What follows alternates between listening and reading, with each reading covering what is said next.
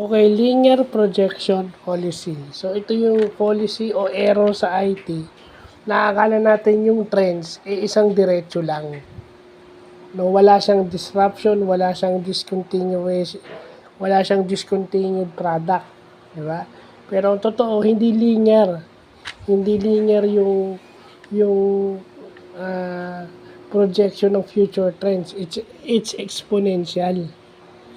Hindi yung continuation lang yun nung nauna in a straight or linear manner. Yun ang ibig sabihin ng linear projection policy o error. Pag sinabi mo policy kasi error yan.